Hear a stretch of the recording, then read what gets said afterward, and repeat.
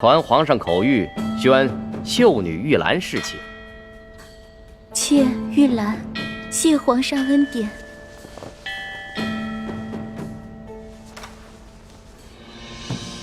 起来吧，随咱家前去沐浴更衣。李公公，秀禾呢？他为什么一直都没有回来？他不会再回来了，他也被太皇太后赐死了。姐姐，公公，可知道秀禾犯了什么过错，被太皇太后赐死了？可否提示一下，也好让妾吸取教训。这个嘛，咱家也不清楚。主子们要赐谁死，那还不是一句话的事，谁又敢多问呢？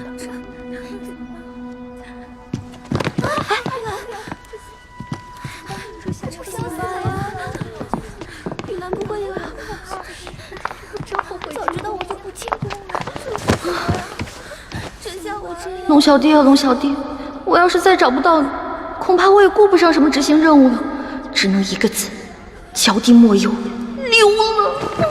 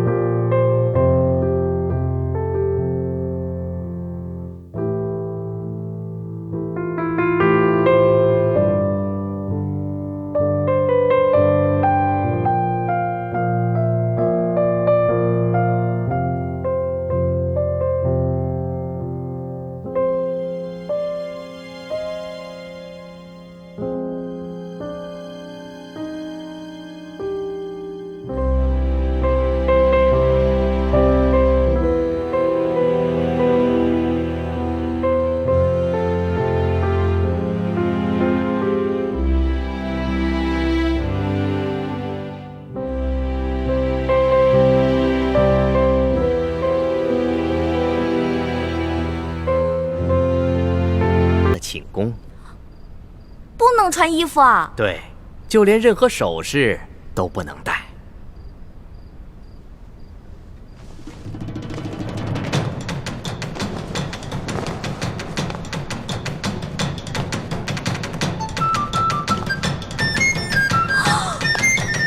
哎，那你别进来啊！出去，出去，出去！你们出去！不行，必须由我们亲自给你裹好红绸，顺便检视一下易欢姑娘的身体皮肤状态，看看有没有突发的瑕疵，以防止易欢姑娘夹带其他的物品。那哪行啊？男女授受不亲。要不这样，你们先出去，等我穿好了叫你们。敬事房太监主要负责皇上和后宫所有嫔妃的房中之事。易欢姑娘入宫之后，难道就没有学习过吗？学是学过了，但我现在不是还有点不习惯吗？这。哎，你们！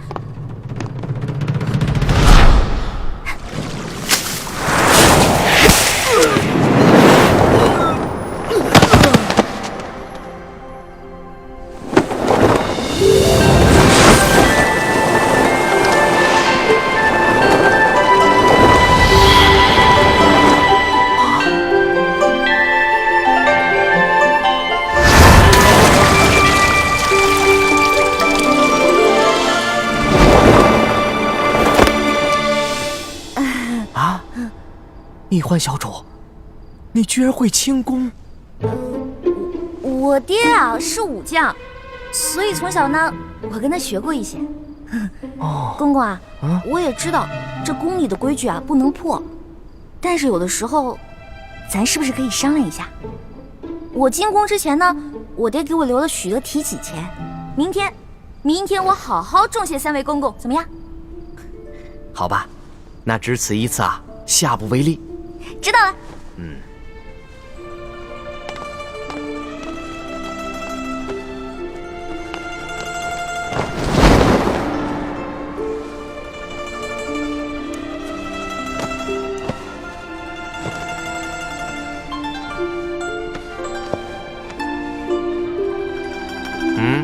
这，哎，那个公公，我把那个丝巾拿一下，我的丝巾，我的丝巾，我的丝巾！哎，公公，一欢姑娘，别说丝巾了，一根丝线都不能带。我的丝巾，公公，我的丝巾！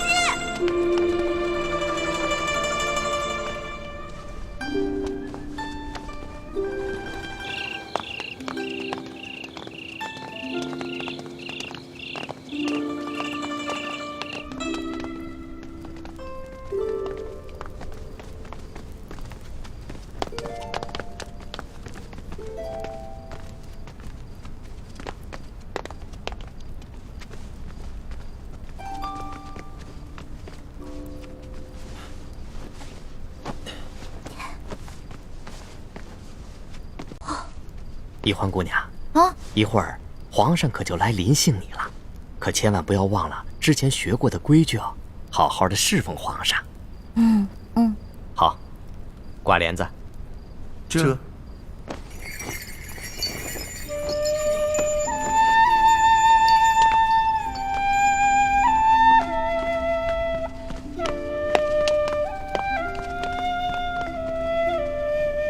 原来这就是皇帝的寝宫啊！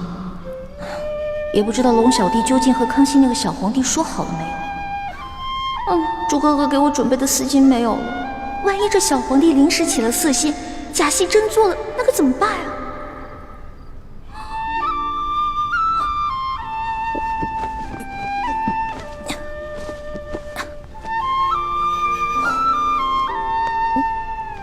完了！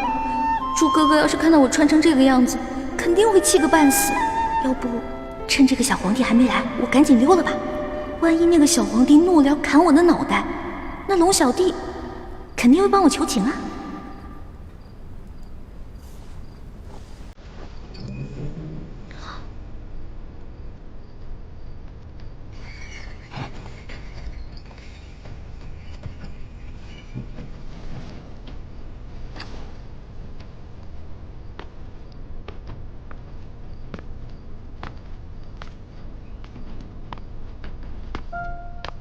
你要去哪儿啊？你谁啊？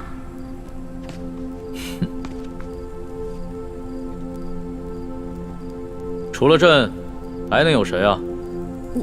你是皇上？你是皇上，为什么要戴面具啊？朕喜欢在临幸后宫嫔妃之时，玩一些有情趣的小游戏。臣女一欢叩见皇上。皇上万岁万岁万万岁！起来吧，这里又没有外人，不必那么拘束。谢皇上。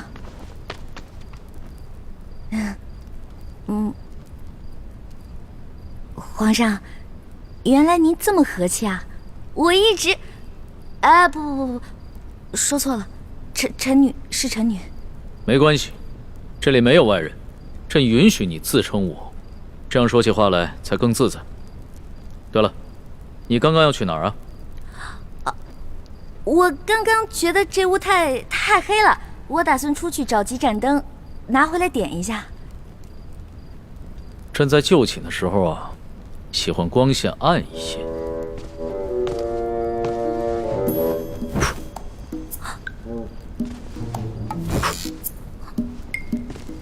皇上！您别把最后一盏灯也吹灭了，我怕黑。别怕，有朕。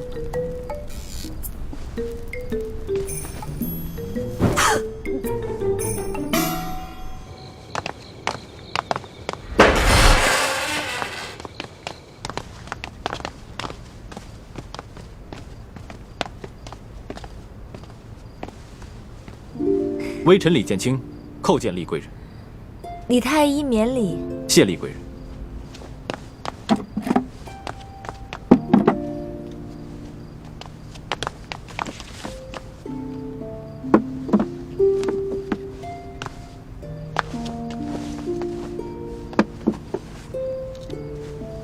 有劳厉贵人。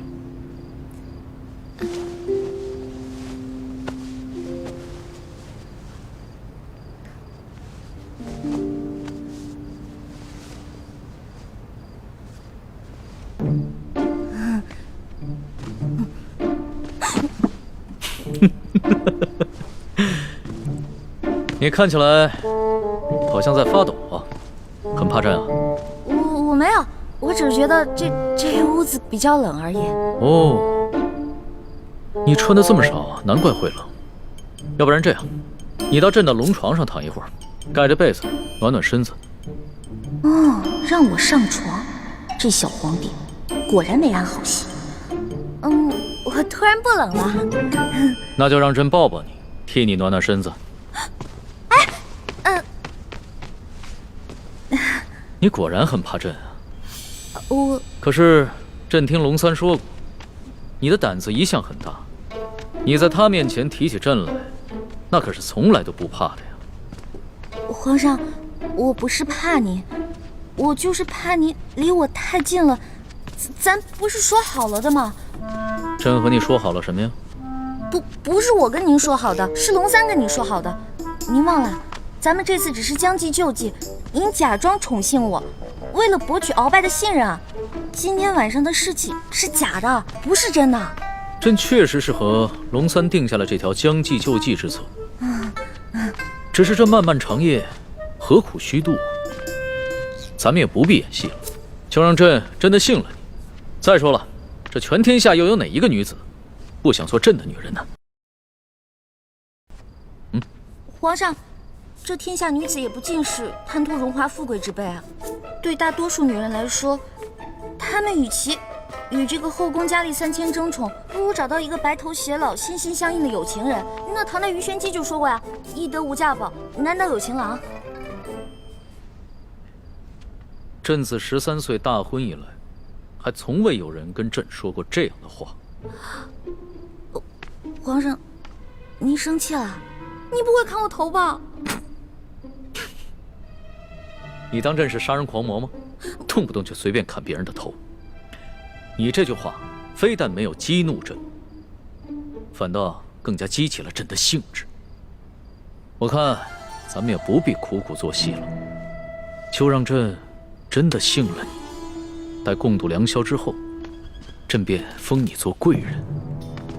皇上，你觉得如何？皇上，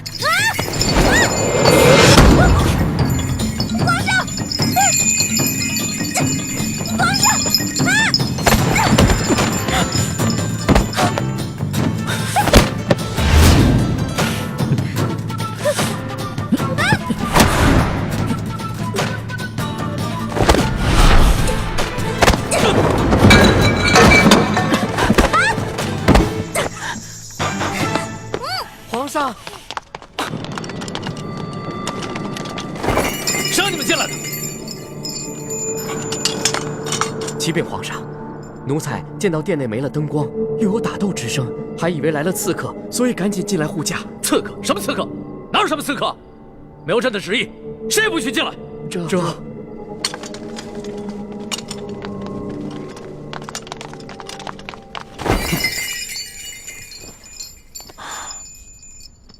好了，别再动手了。再动手的话，真把你当刺客，你这颗脑袋就真的搬家了。你哭什么呀？皇上欺负人！朕怎么就欺负你了？是你先对朕出的手啊！这还是第一次有人敢在朕的龙床上对朕大打出手，只怕也是古往今来第一个敢在龙床上对皇帝大打出手的女人吧？皇上强词夺理，明明就说好了，还强迫人家，人家不想反抗还不让，反抗打不过人家就吓唬人家，哪有这样的？朕有你说的那么不堪吗？好了，别哭了。要是被外边的太监给听见了，不知道的还以为朕欺负你一个弱女子呢。那皇上，你离我远点，我就不哭了。你让朕远点，朕就远点，那朕岂不是很没面子？啊，龙小弟，你在哪儿啊？你还说皇上是个正人君子，结果皇上就欺负一个弱女子。来，好了，别哭了。哎，朕不跟你这个小女子一般见识。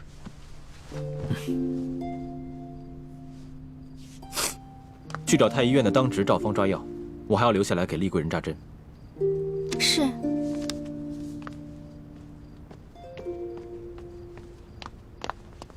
你去烧壶热水，一会儿我要替厉贵人更衣。是。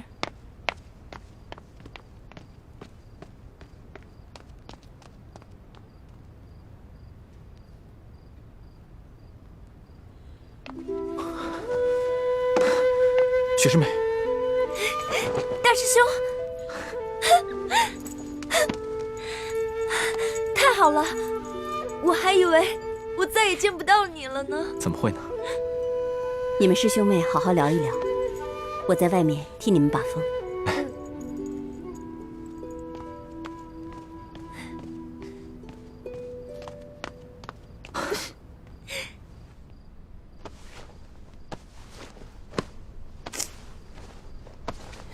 你找什么呢？我想找个手巾擦擦脸。这龙床上哪有手巾啊？朕也不想传太监打扰我们。哎，你又想干嘛？放心吧，朕不会动你的。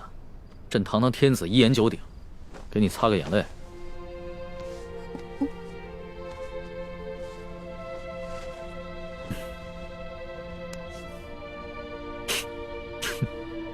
看看你现在这副样子，亏龙三还说你是他的老大。哎，他是现在看到你哭得跟鼻涕虫似的，还不笑话死你？其实我在龙三面前好多都是吹牛的，我没有他说的那么勇敢，我也没有多少江湖阅历，我也从来没被哪个登徒子轻薄过，何况是被全天下最有权势的轻薄过，我能不害怕吗？朕听出来了。你是拐着弯儿骂朕是个好色轻薄的登徒子是吧？臣女不敢，臣女没这么说。皇上，臣女能不能请求皇上一件事啊？说来听听。您能不能别把今天晚上的事告诉我龙小弟啊？如果你告诉他的话，以后我就没脸在他面前充老大了。哎呀，朕又不是长舌妇。哎，不会告诉他的。哎，不过朕保全了你在结拜兄弟面前的形象，你要怎么答谢朕呢？皇上，您可是全天下最有权势的人，也是最有钱的财主，您就为这么点的小事勒索我一个身无分文、身无寸缕的小女子啊！又是朕的不是啊！你怎么说来说去都是朕的不是啊？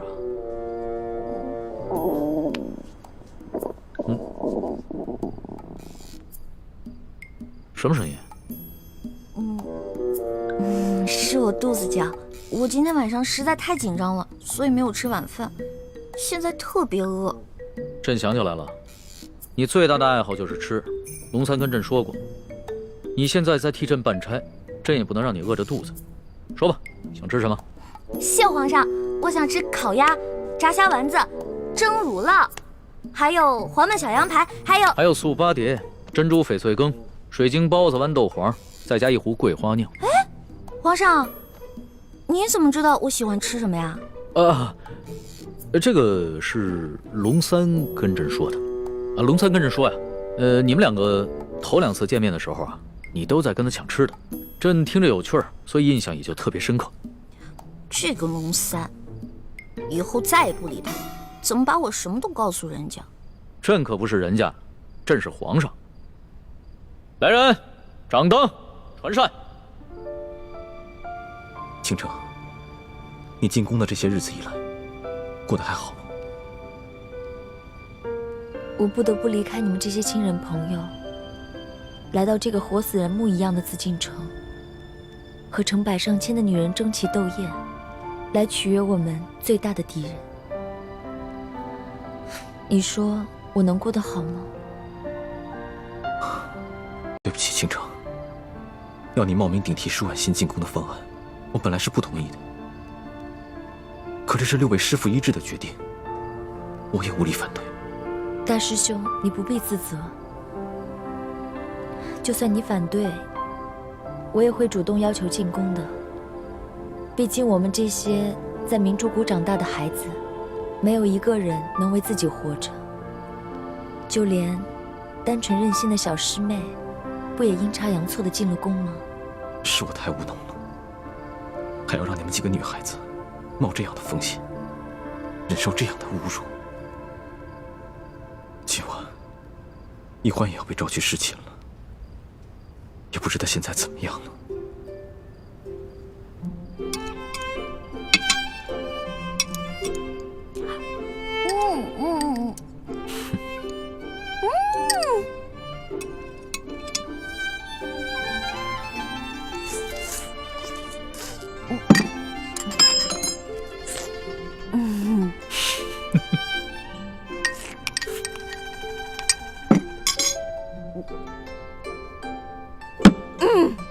饱了。吃好了。谢皇上恩赐。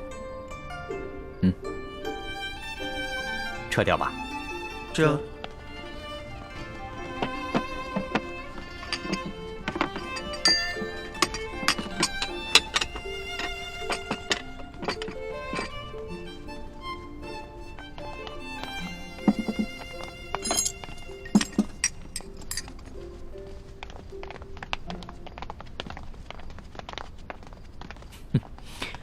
看你吃东西啊，还真是有趣儿。你一个女孩居然能吃得这么香，你这小小的肚子里，到底是怎么装得下这么多东西的呀？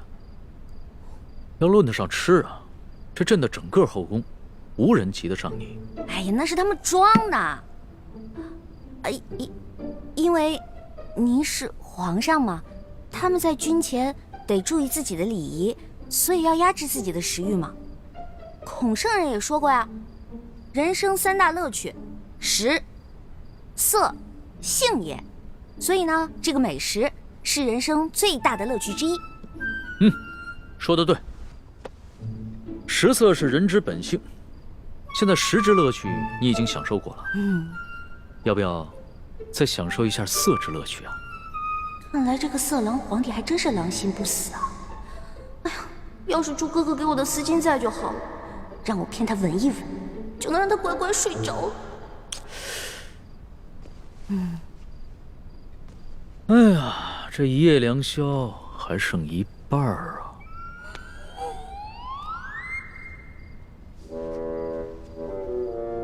你要不要到朕的龙床上休息一下？哎呦呵！你又想干嘛呀？啊，皇上，吃太多了，我撑到嗓子眼儿了，我想运动消化一下，可以吗？行。要是连这个朕都不准，那朕岂不是很不懂得怜香惜玉啊？你既然想消食，那就请便吧。谢皇上恩典。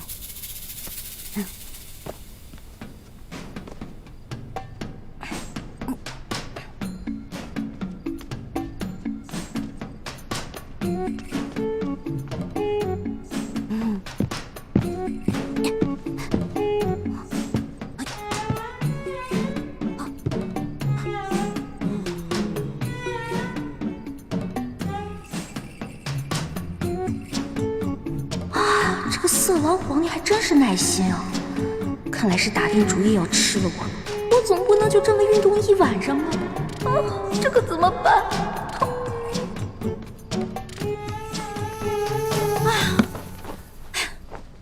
累死我了！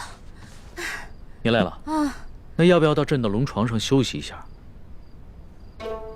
哎呦，皇上，我可能吃坏肚子了，我肚子特别疼。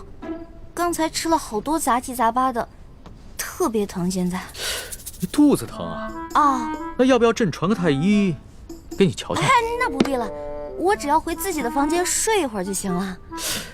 既然你都要躺在床上休息，那为什么要回到自己的房间休息呢？朕的龙床一样可以休息啊。我这可不一样啊，我肚子疼，我可能会拉肚子，我在您这儿拉肚子不合适，是不是？我得保持在您面前的仪态，所以还是让我回去吧。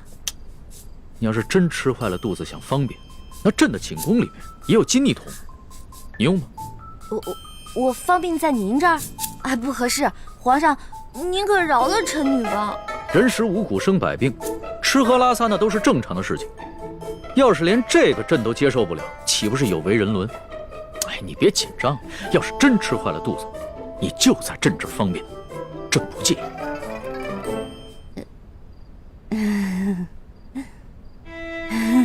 你看着我干嘛呀？黔驴技穷了，是吗？这个色狼皇帝想吃了我，门儿都没有。哎，有了，我可以骗他行酒令，我灌醉他。为什么又不说话了？是不是又在想什么花招啊？哎，皇上，咱们玩耍骰子赌酒吧。这样，咱们赌，如果你赢了，我就听您的上龙床；但如果你输了，您就让李公公送我回去。怎么样，敢不敢赌啊？这倒是挺有趣的，还从来没有人敢跟朕耍骰子赌酒的。好，朕就依你。来人，上一壶酒，再加2副骰盅。哎，等一下，上一坛酒。皇上要喝酒，咱们就喝大的。杯算什么呀？咱们用碗喝怎么样？好，那朕就看一看你的酒量到底有多好。什么？对啊，我以前被召去侍寝，都是这样的程序。这是清宫特有的规矩，任何侍寝的女人都不能幸免。那易欢，现在岂不是很危险？大师兄，你先别担心，小师妹机智聪明，她自有办法应对。易欢虽然有些小聪明，可她毕竟年少单纯，又毫无应付男女之事的经验，而且这是在宫里，她要面对的不是普通的男人，而是掌握天下生杀大权的皇帝。大师兄，你身份特殊，千万别冲动啊！不行，不能在这里坐以待毙，我要想办法去离乾清宫最近的地方，万一出什么意外的话，我好及时出手相救。如果事情真的到了那一步，那我和师父只好放弃潜伏的任务，大家一起杀出紫禁城。不行，不到万不得已，你们千万不能暴露身份，否则我们就前功尽弃了。你跟六师父最重要的任务，就是潜伏在紫禁城里，找到关系到大业成败的铜匣，还有金钥匙。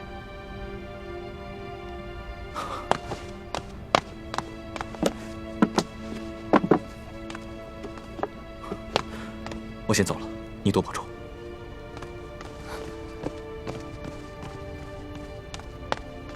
大师兄，为了易欢的清白，你可以不顾生死，而我呢？我在这里以身试敌，你对我就只有歉疚吗？皇上不好意思啊，您输了，喝酒，喝。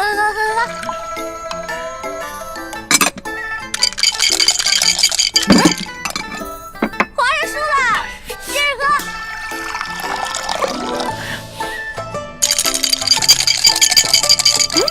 又输了，来，我给您满上。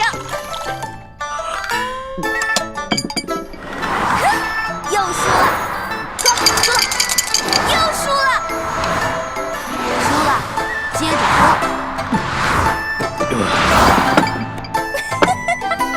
皇上，你又输了，喝吧，喝。怎么老是朕输啊？本姑娘从小玩骰子就赢遍全明珠谷，无对手。你这个第一次玩骰子的笨皇帝不输才怪呢。哎呀，皇上，您啊真是海量，而且您酒品好啊。每次赌完了以后吧，您都不赖酒，都喝，是不是？笑，真是天死，怎么会赖账呢？快喝吧。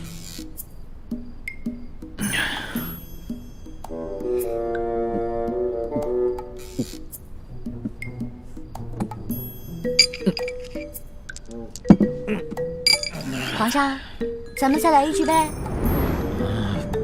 不行，皇上，不行，真不行。哎，去哪儿啊？这酒还没喝呢，皇上。哎，皇上。皇上。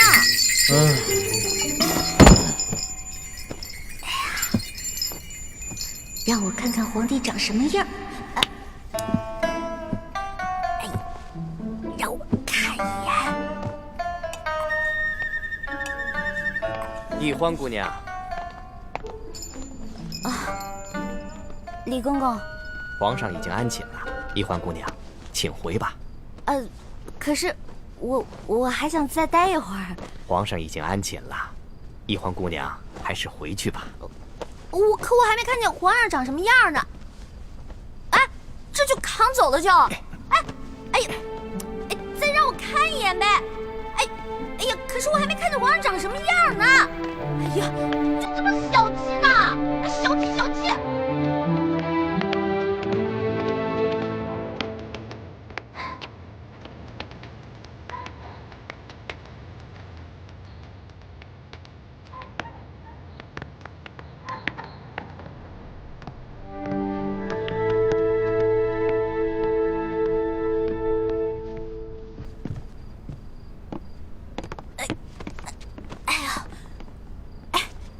李公公，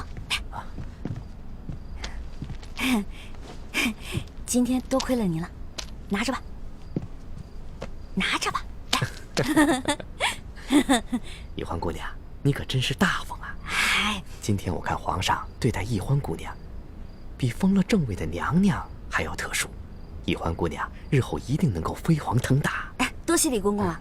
这假如以后皇上再传我侍寝的话，还得有劳李公公多多照顾，小小诚意，小小诚意啊！等我以后飞黄腾达了，少不了你的好处。好说，好说。易欢姑娘，这时候也不早了，快歇着吧。好嘞，好嘞，我走了。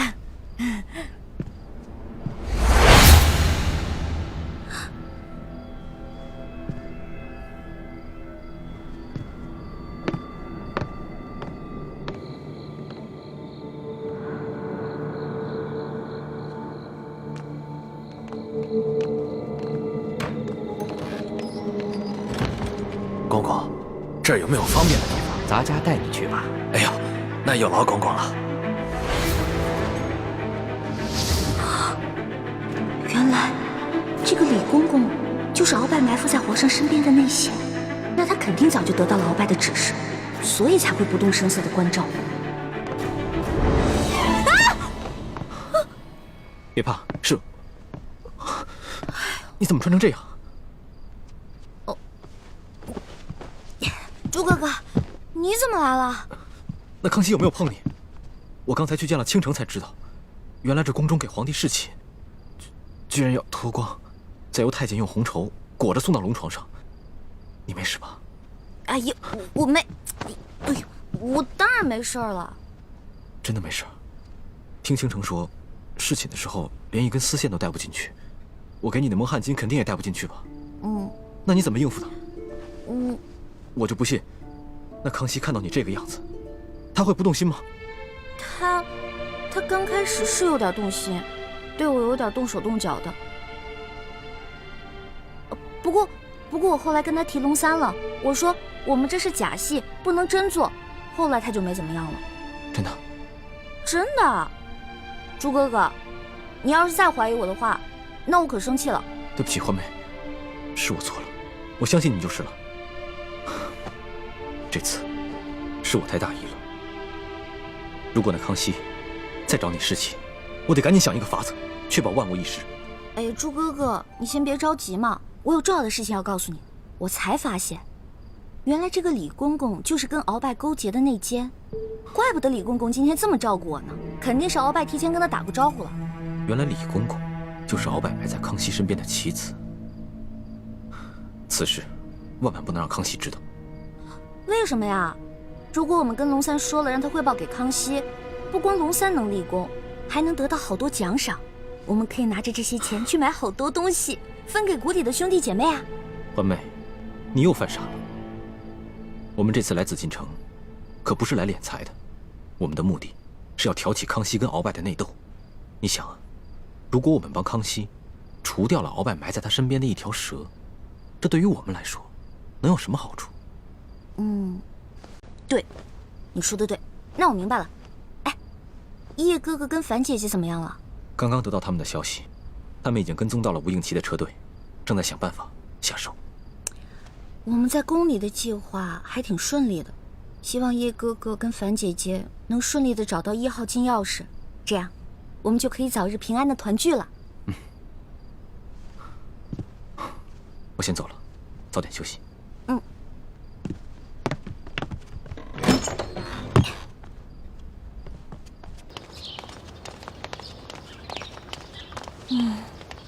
这个龙小弟怎么回事？还不来？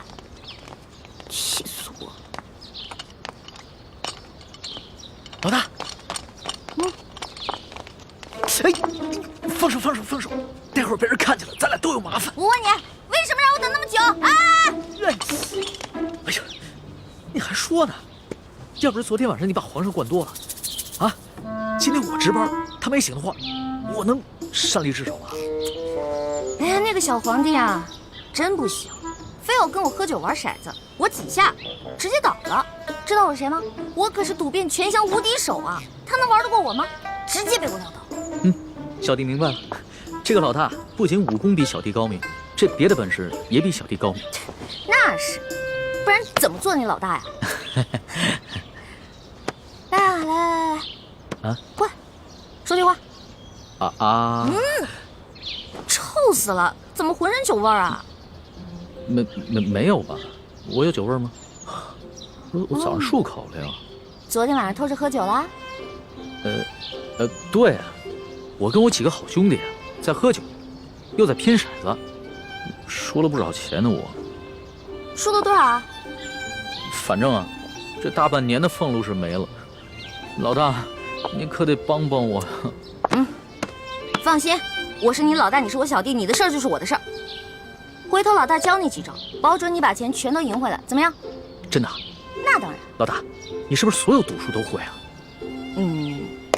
也不是啦，毕竟老大也是个小姑娘嘛，小姑娘家的，又不能经常往赌场里跑，是不是？是，老大还是个淑女嘛。差不多吧。老大，跟你说一件事儿。接下来呢，皇上为了掩鳌拜耳目，会接着找你侍寝。昨天晚上，皇上是不是对你还算客气啊？别提了，那个小皇帝简直就是个风流色鬼，刚开始还想对我动手动脚的。老大，那你没被吓哭啊？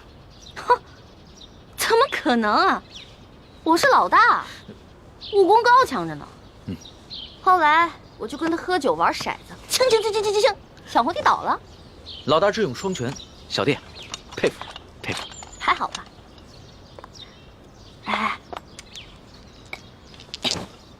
知道这是什么吗？骰子。老大教你几招，准保把你昨天输的钱连本带利赢回来。这咱可说好了啊，你赢回来的钱得和我一半对分，知道吗？没问题，5分。这还差不多。真疼啊！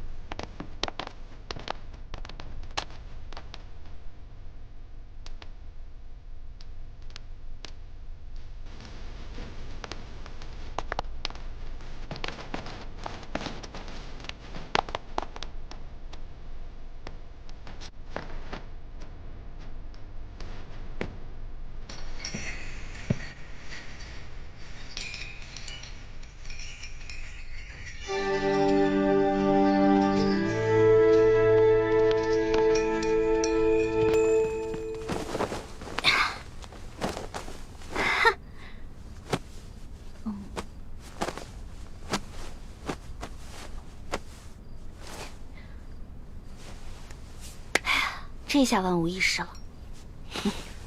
什么万无一失啊？皇上。没什么。皇上，您要是想安寝的话，我就下去，您躺在这龙床上，然后1个时辰以后，让李公公把我抬回储秀宫就行了。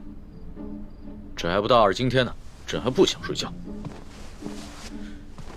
说吧，今晚想吃一些什么？不瞒皇上说，昨天吃太撑了，结果今天积食一天，什么都吃不下。你要不要朕选个太医给你瞧瞧啊？不用了，宣太医又得吃药，我这从小到大吃药，我都害怕了。我看你这活蹦乱跳的，也不像有什么病症，为什么从小到大要吃药啊？我不有一个头疼的隐疾啊，这病起来吧，简直要人命。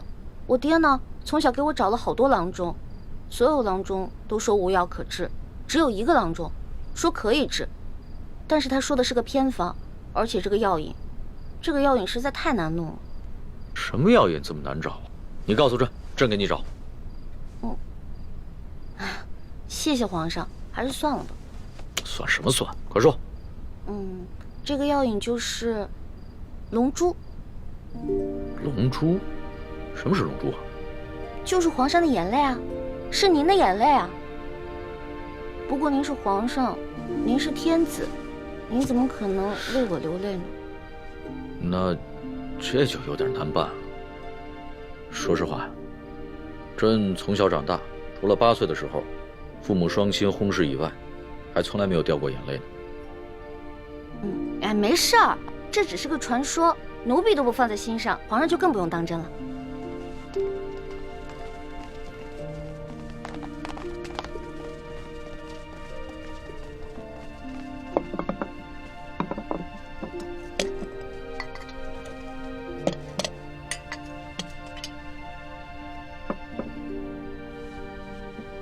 您这是干嘛呀？昨天晚上朕输得一塌糊涂，所以朕今天想挽回个面子，你敢不敢再跟朕赌一把酒啊？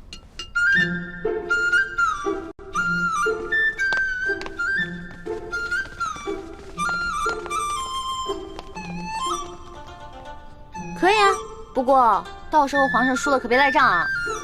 你放心吧，朕虽然有色心啊，但是更有毒品。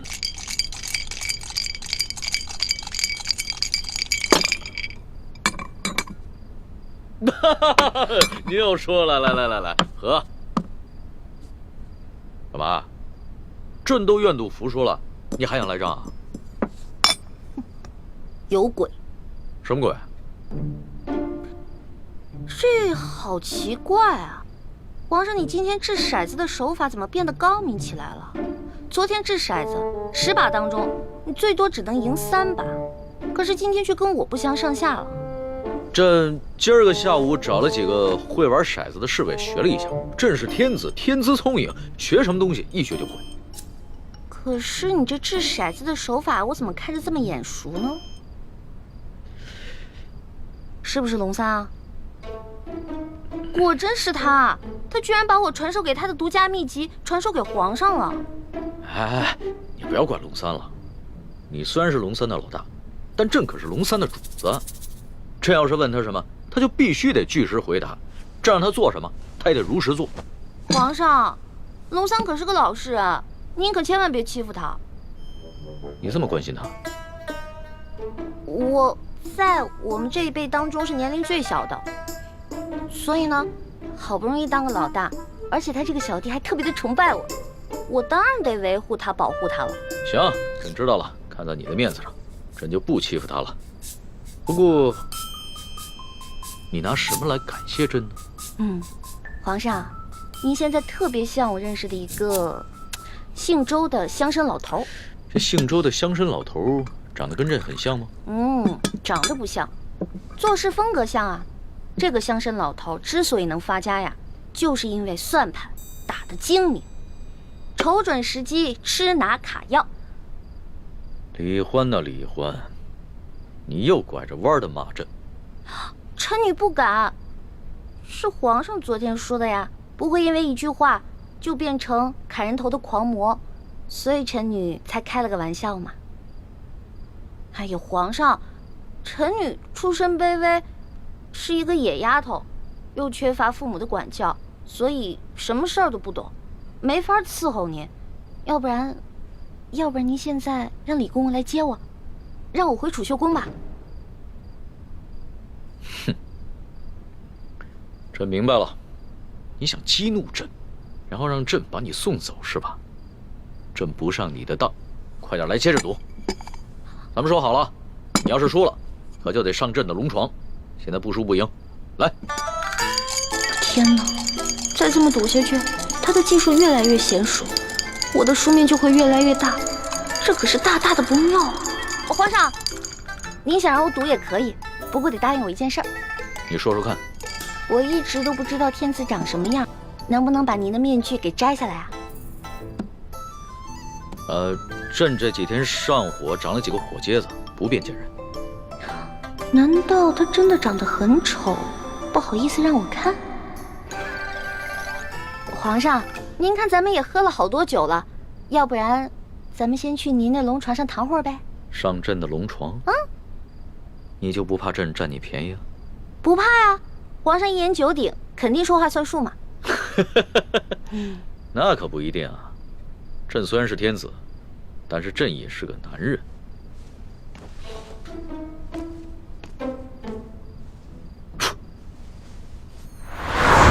哎，你不是很怕黑吗？嗯？啊，有皇上在，奴婢就不怕黑。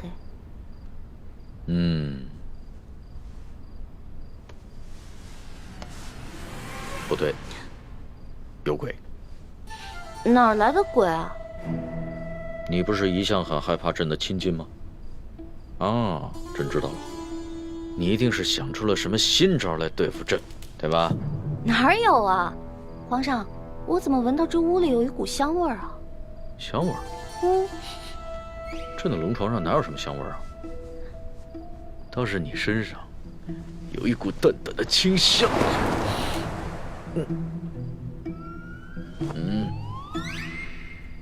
皇上，皇上，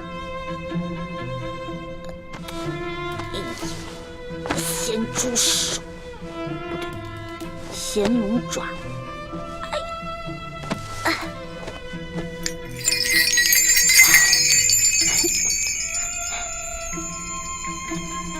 不对啊，我这么着急拉铃干嘛？先看一看这小皇帝长什么样，一直戴着面具，得多丑啊！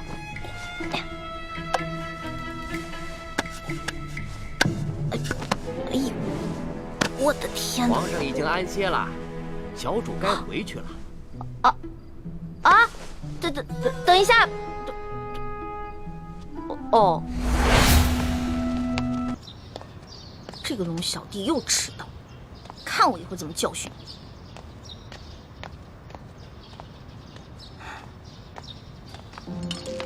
老大，你又迟到啊！昨晚战绩如何？幸不辱使命。我呀，把前晚输的连本带利都讨回来了。你的一半。哎呦，不错呀！哎呀，还好你给我钱，最近正急着用钱呢。老大，这皇宫里边有什么能用得上钱的地方吗？哎呀，这你就不懂了吧？我告诉你啊，这皇宫里啊，处处得用得上钱。昨天我要不是用钱收买了李公公，那老大我就惨了。昨天怎么了？皇上不是早早的就睡了吗？哼，那个小皇帝啊，色狼得很，怎么可能啊？得亏啊，我哥哥给了我一条进过蒙汗药的丝巾，我偷偷带在身上，进入了寝殿，把那个小皇帝给迷晕了。要不然，哪有那么容易啊？你居然把皇上给迷晕了！这件事情要是让皇上知道了，你哥哥还有李公公那两个净室房的太监都是死罪。嘘，这件事除了我还有我哥哥，就你知道，别人都不知道，不许跟别人说。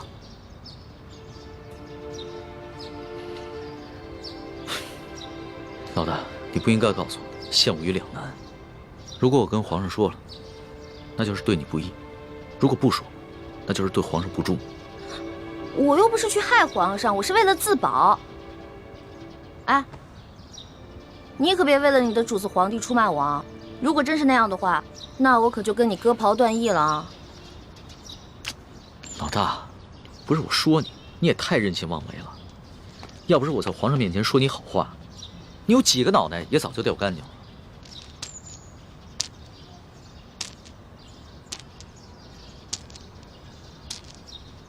好了好了好了，那我不也是一样吗？如果我不是为了你，我怎么可能听鳌拜的话要入宫呢？虽然我武功不高，但是我轻功可以，我可以逃跑吧？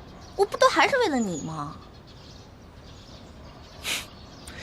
行，就冲着老大对我这份情谊啊，我说什么也要在紫禁城里面保护你的安全。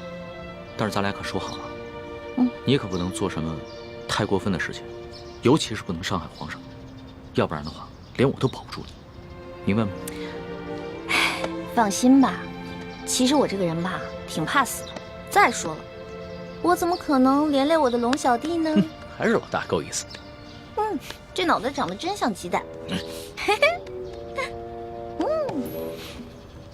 老大，这2个晚上和皇上相处下来，你觉得他怎么样？这小皇帝嘛，有点风流，有点色，但人还是不错的。对我吧，也挺宽容的。最主要的是，他酒品跟毒品不错。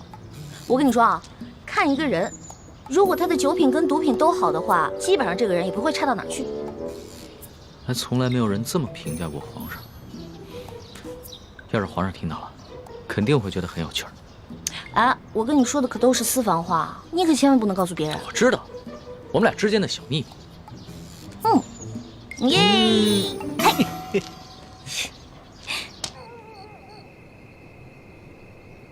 师姐，一会儿行动的时候，我去对付石青红和他的手下。吴应奇看起来好像不会武功，就交给你了。交给我？对，擒贼先擒王。只要我们制服了吴应奇，逼他交出永历帝的遗物，就一定能找到1号金钥匙了。然后呢？杀了他。为什么要杀了他？他虽然是吴三桂的儿子，却也是个心地善良的谦谦君子啊。吴应奇必须死。他死了，1号金钥匙也不见了，吴三桂和朝廷之间必定会相互猜疑。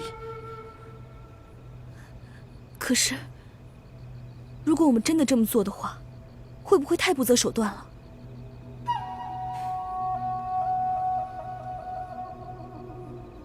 师姐，不要忘了我们的大业。要做大事，就不能有妇人之仁。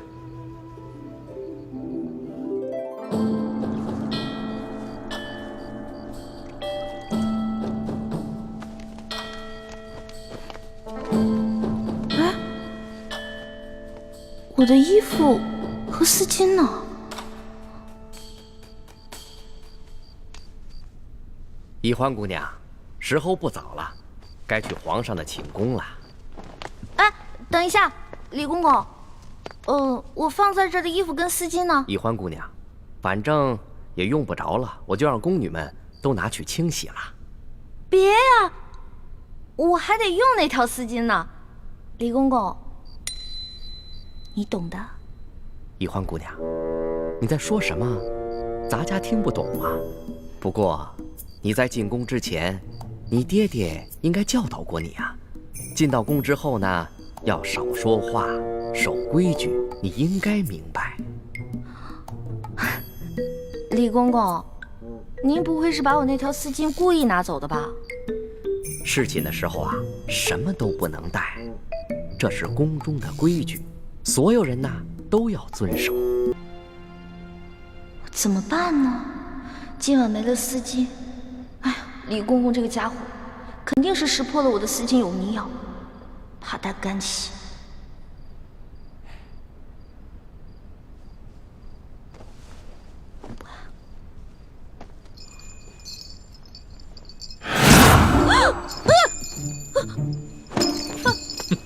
皇上，你别过来！丫头，要是没前2个晚上你对朕的算计，那朕也就饶了你。可是你背信弃义在先，你可别怪朕对你不客气了。等一下，你怎么知道我昨天晚上算计你了？是不是龙三跟你说的？这个死龙三什么都跟你说了，我再也不理他了。你就别埋怨龙三了，要不是他的话，朕岂能容你这么胡闹？哎，停！干嘛呀？你还想跟朕比试武功啊？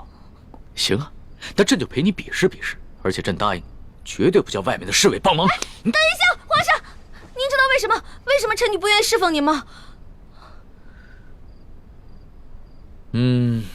你跟朕说，易得无价宝，难得有情郎，难道你有心上人了？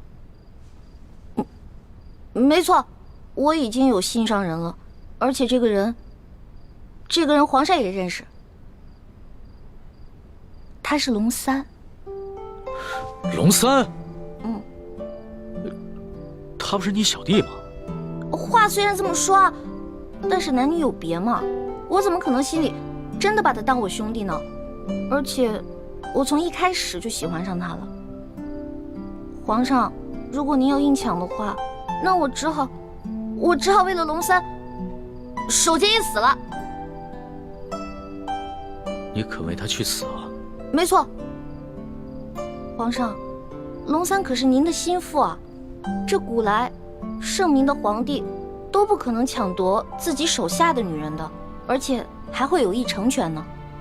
再说了，您后宫佳丽3000，何必为了我这一个小小的秀女而伤了龙三的心呢？那你怎么知道龙三也喜欢你啊？我虽然不知道他心里到底喜不喜欢我，但是我敢肯定的是，我在他心里一定占了很重要的位置。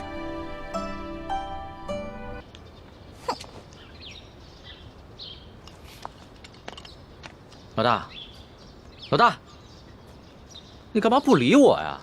为什么要理你啊？我们明明说好了，不许把我们之间的秘密告诉那个色狼小皇帝，你为什么要告诉他呀？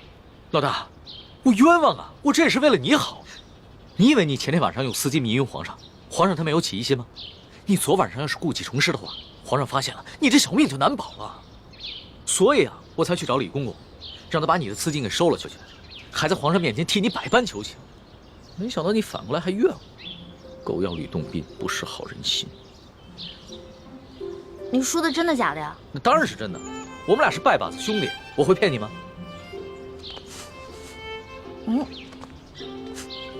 昨晚又喝酒了？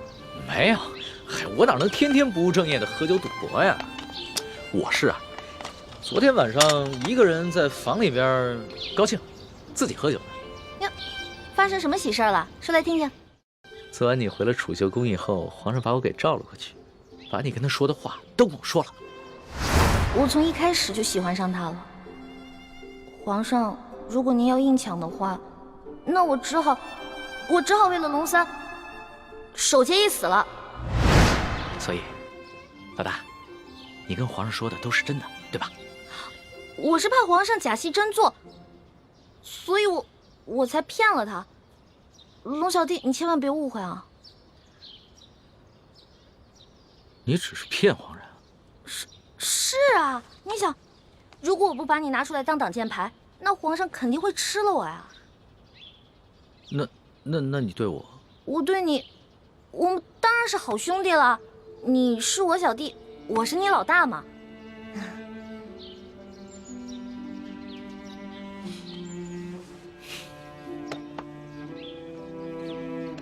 怎么了？你生气了？不是生气，也许你就是情窦未开，说了你也不懂，或者是你根本就是在装傻，所以不论我怎么说，你都会装着不懂。我们两个不是一直挺好的吗？我们俩是兄弟，这样相处不是也一直挺好的吗？那是以前，那是我还以为你是个男人的时候。可你现在呢，就是一个明艳动人、活泼可爱的女子，我怎么把你当成同性兄弟看待啊？龙小弟，我忘了告诉你了，我其实从小就许配给人家了。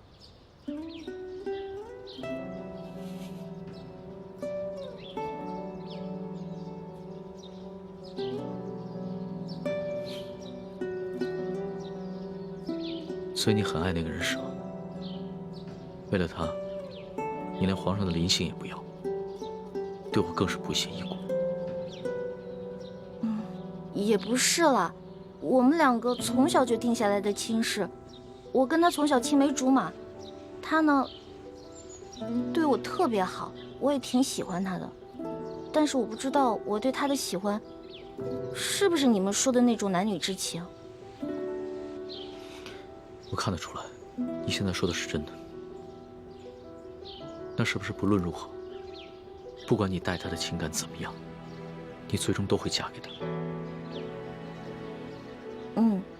我的未婚夫曾经很富有，很有权势，但是后来他们家衰落了，他一心想着要成家立业，先成家再成亲，所以我得一直等着他，我不能嫁给别人。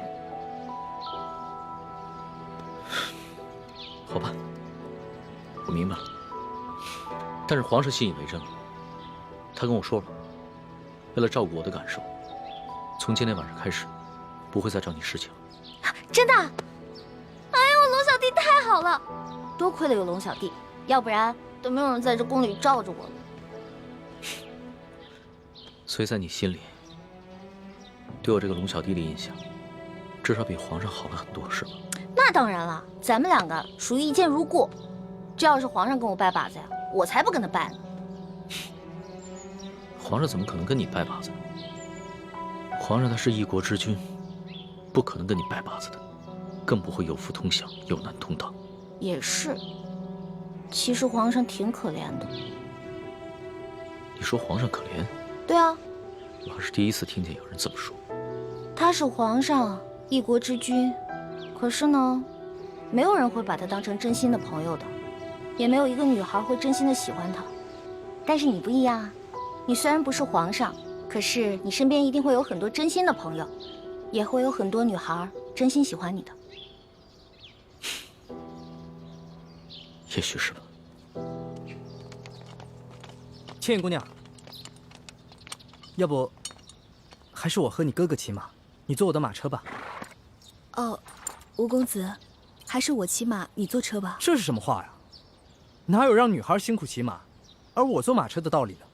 妹妹，吴公子的一番好意，你就不要推辞了。请，来，我扶你。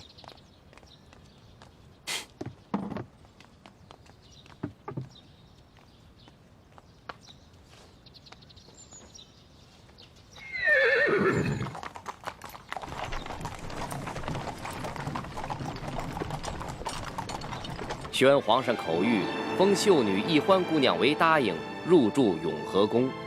谢皇上恩典。都起来吧。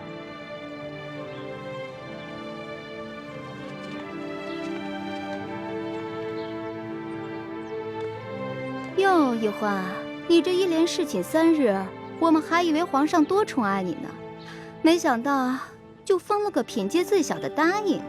答应就答应吧，反正对我来说都一样。哼，易欢姑娘，您也不必失意。皇上自亲政以来，还从未一连3日召同一人侍寝，这足见皇上对易欢姑娘还是与众不同。虽然只是暂时封了个答应，想必是易欢姑娘有什么地方惹皇上不高兴了。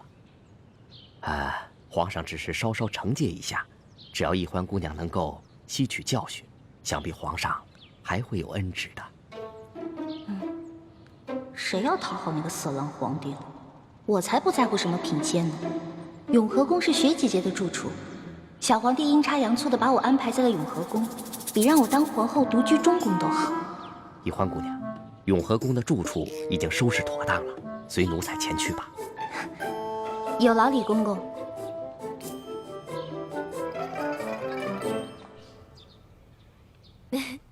真想不到，皇上正巧把你安排在永和宫。这下咱们姐妹俩可以日夜相伴，互相照应了。就是啊，我本来特别讨厌那个小皇帝，结果他这么安排吧，我现在都不讨厌他了。又开始任性了。六师傅，反正现在人都出去了，你赶紧做吧，哪有徒弟坐着，师傅站着的道理啊？欢儿，这是在紫禁城里，不是在咱们明珠谷。这里可没有什么师傅徒儿，这里啊，只有这厉贵人、欢答应和雪嬷嬷。只要记着这一点，你的言行才不会露出破绽。记住，要尽快适应这宫中的生活，谨言慎行，一切以完成任务为重。徒儿记住了。看你还在自称是徒儿，这要是被宫外人看见，宫里人知道了，你会惹出大麻烦的。哎呀，嬷嬷放心，欢答应啊，只是还没有适应他的新身份，我会慢慢教导他的。谢谢厉贵人啦。哎，说真格的，这清宫规矩要正3品以上才有资格做一宫之主，入住正殿。眼下我还只是个正7品的贵人，所以只能住嫔殿。不过啊，好在这个永和宫就只有我一个小主，省去了和其他嫔妃混住的许多麻烦。这也算是皇上对你我的优待了。不过徐姐姐，都说伴君如伴虎，你在宫里陪着皇上，是不是特别辛苦啊？为了光复大明的大业，再辛苦也不值一提。李太医，快拿上你的药箱，随我去永和宫。厉贵人刚刚在御花园遇刺了。什么？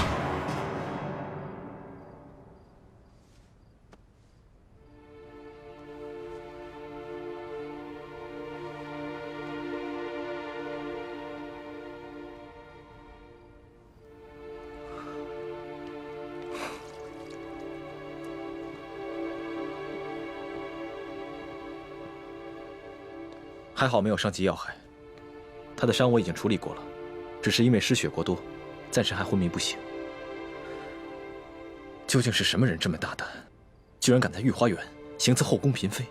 今夜，皇上召见厉贵人，去御书房下棋，下至半夜才让他回来。厉贵人在回永和宫的路上，看见月色明亮，一时兴起就去了御花园赏月。不料，师父，我已经找机会把东西12宫都搜遍了，没有发现铜匣。这皇宫这么大，咱们这么找，等于是大海捞针。最好能够想办法弄到皇宫中宝库的储藏名册，查到铜匣放在什么地方，或者是赐给了什么人。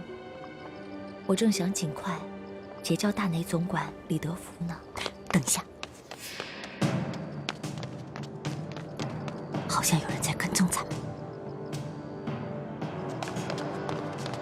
好像是2个男人，而且他们的呼吸很重，应该武功不高，但是他们的行踪诡异，只怕不怀好意。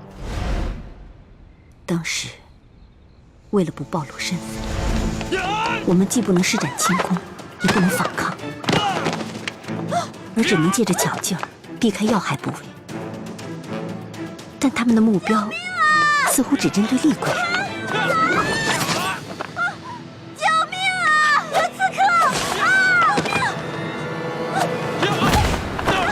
我装作凑巧滑倒，把其中一个人推进了池塘，另一个人还想继续行凶。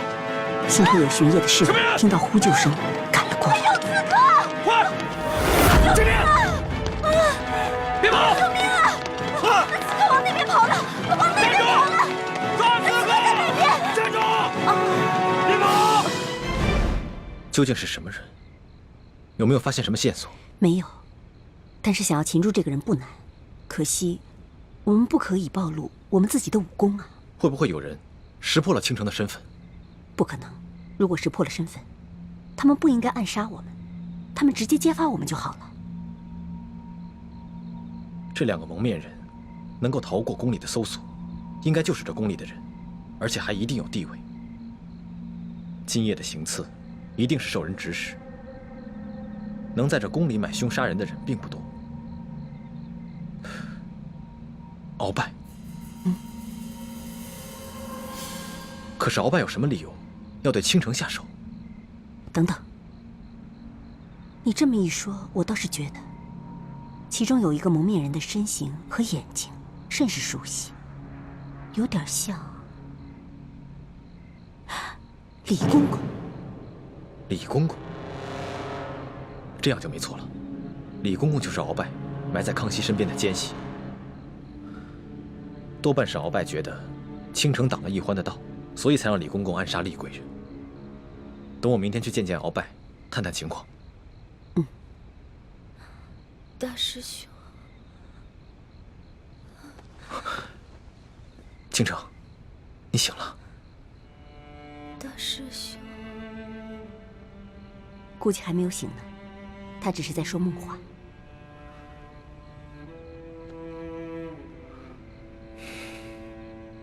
六师傅，让倾城撤离紫禁城吧，我们换一种方式寻找童霞。不行，倾城入宫以来，他已经成功的得到皇上的宠爱，他现在又很用心的结交内奸，我相信我们很快就能拿到皇宫宝库的储物名册，查到童霞的下落。所以在这个时候，我怎么可能功亏一篑？可是让他一个人留在紫禁城里，委身侍敌，实在太危险了，也太委屈他了。个人承受的委屈和痛苦，比起国破家亡来说，根本就不值得一提。太子，如果你执意优柔寡断、儿女情长，岂不是让整个联盟的数万义士寒心吗？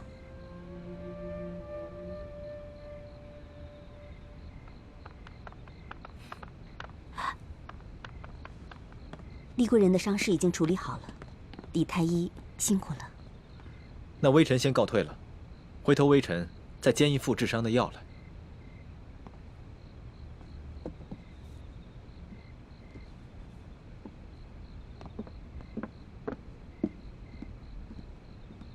李太医慢走。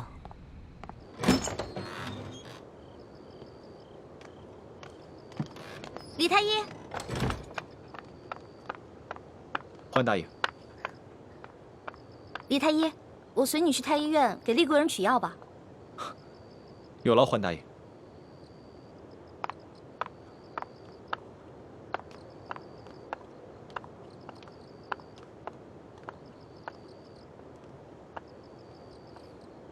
朱哥哥，你知道吗？我刚才听见雪姐姐在昏迷中喊了你的名字。这应该只是凑巧吧。人在虚弱的时候，总是很容易想起自己的亲人了。可他最亲的人是六师傅啊，但他喊的是你的名字。